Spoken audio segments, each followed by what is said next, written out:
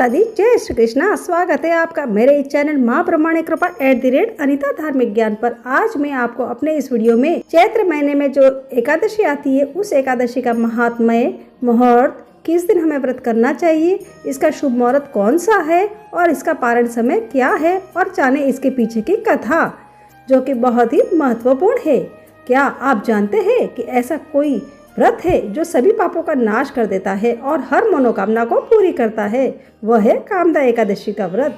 चलिए जानते हैं इसका संपूर्ण जानकारी। चैत्र मास के शुक्ल पक्ष की एकादशी को कामदा एकादशी कहा जाता है। यह व्रत भगवान श्री विष्णु को समर्पित है। इस व्रत को करने से व्यक्ति के सभी पाप नष्ट हो जाते हैं और मनोकामनाएं पूर्ण होती है। कामदा एकादशी के दिन भक्त भगवान विष्णु की विशेष पूजा अर्चना करते हैं और व्रत रखते हैं। मान्यता है कि इस व्रत को करने से भक्तों की हर इच्छा पूर्ण होती है। ऐसे में यदि आप यह व्रत करना चाहते हैं या चाहती है तो जान ले कि इस साल 2026 में यह व्रत कब रखना चाहिए और इसे कैसे किया जाता है। चैत्र मास के शुक्ल पक्ष की एकादशी तिथि में पड़ने वाली कामदा एकादशी को हिंदू नव वर्ष की पहली एकादशी माना जाता है। कामदा शब्द का अर्थ है कामनाओं को पूरा करने वाली। मान्यताओं के अनुसार जो भी भक्त इस व्रत को सच्चे मन से करता है, भगवान विष्णु उसकी हर मनोकामना पूर्ण करते हैं। साथ ही व्यक्ति द्वारा जाने अनजाने में किए हुए पापों का नाश भी हो जाता है। हिंदू पंचांग के अनुसार एकादशी तिथि का निर्धारण सूर्योदय यानी उदया तिथि के आधार पर किया जाता है। एकादशी तिथि प्रारंभ हो रही है 28 मार्च 2026 सुबह 8:45 पर और एकादशी तिथि समाप्त हो रही है 29 मार्च 2026 सुबह 7:46 तक। व्रत की तिथि उदया तिथि के अनुसार 29 मार्च 2026 रविवार को कामदा एकादशी का व्रत रखा जाएगा और इसके पूजा का मुहूर्त है 29 मार्च की सुबह 7:48 से लेकर दोपहर 12:26 तक रहेगा और इसका पारण का समय 30 मार्च 2026 सोमवार के दिन है। पारण का समय सुबह 6:14 से लेकर 7:09 के बीच में ही इसका पारण हो जाना चाहिए। पूजा की विधि बताती हूँ।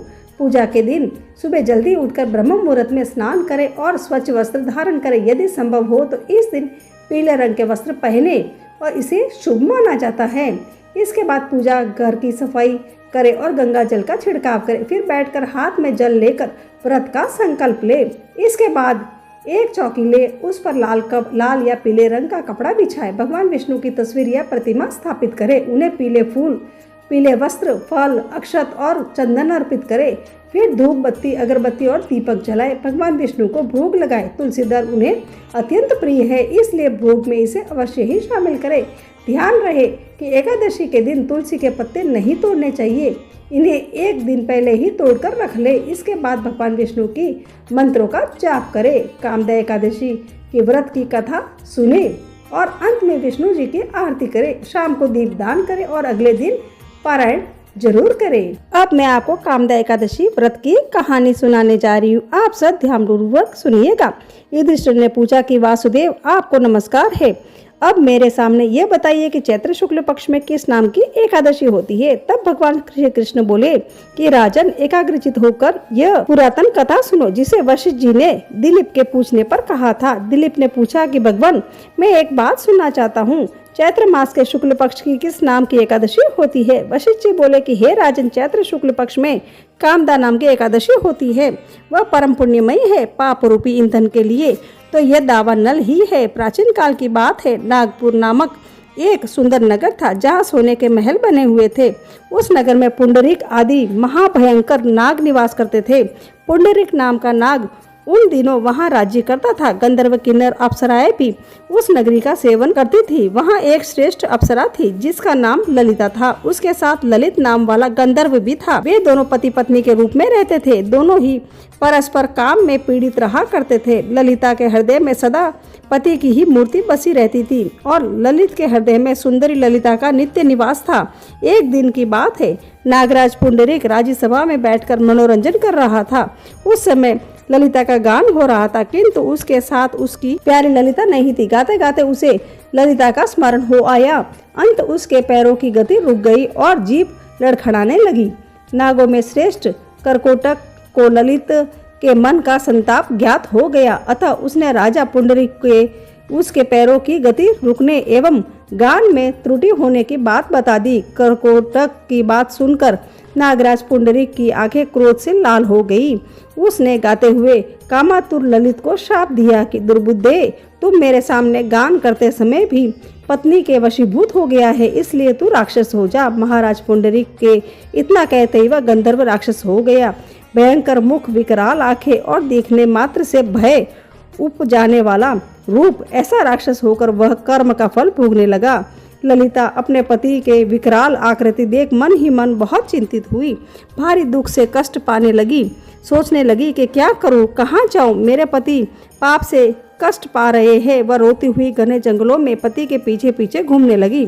वन में उसे एक सुंदर आश्रम दिखाई दिया जहाँ एक शांत मुनि बैठे हुए थे। उनका किसी भी प्राणी के साथ वैर विरोध नहीं था। ललिता शीघ्रता के साथ वहां गई और मुनि को प्रणाम करके उनके सामने खड़ी हुई।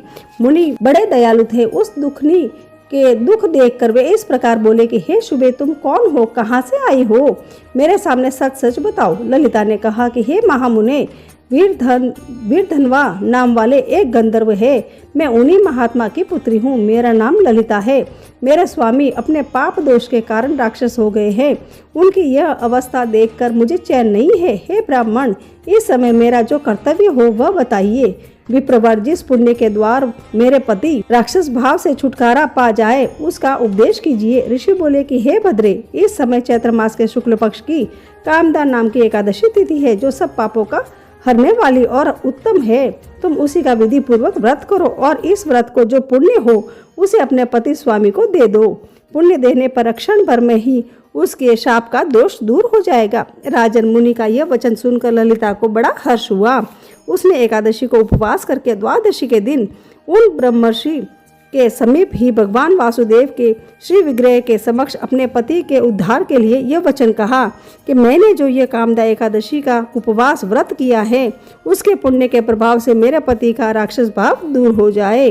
वशिष्ठ जी कहते हैं कि ललिता के इतना कहते ही उसी क्षण ललित का पाप दूर हो गया। उसने दिव्य देह धारण किए लिया, राक्षस भाव चला गया और पुनः गंधर्व की प्राप्ति हो गई। तपश्रेष्ठ वे दोनों पति पत्नी कामदा के प्रभाव से पहले की अपेक्षा भी अधिक सुंदर रूप धारण करके विमान पर आरूढ़ हो अत्यंत शोभा पाने लगे। यह जानकर इस एकादशी के व्रत का यत्न पूर्वक पालन करना चाहिए। मैंने लोगों के हित के लिए तुम्हारे सामने इस व्रत का वर्णन किया है। कामदा एकादशी ब्रह्म हत्या आदि पापों तथा पिशाच तत्व आदि दोषों का भी नाश करने वाली है। हे राजन, इसके पढ़ने और सुनने मात्र से वाजपेयी यज्ञ का फल मिलता है। इस प्रकार मेरी कामदा एकादशी व्रत की कहानी पूरी हुई। इसलिए इस व्रत को मनोकामना पूर्ण करने वाला व्रत कहा जाता है। अगर आप भी अपनी मनोकामना पूरी करना चाहते हैं तो इस कामदा एकादशी का व्रत जरूर करें और वीडियो पसंद आए तो लाइक, शेयर और चैनल को सब्सक्राइब जरूर करें। ऐसे ही धार्मिक कहानियाँ, व्रत त्योहारों की जानकारी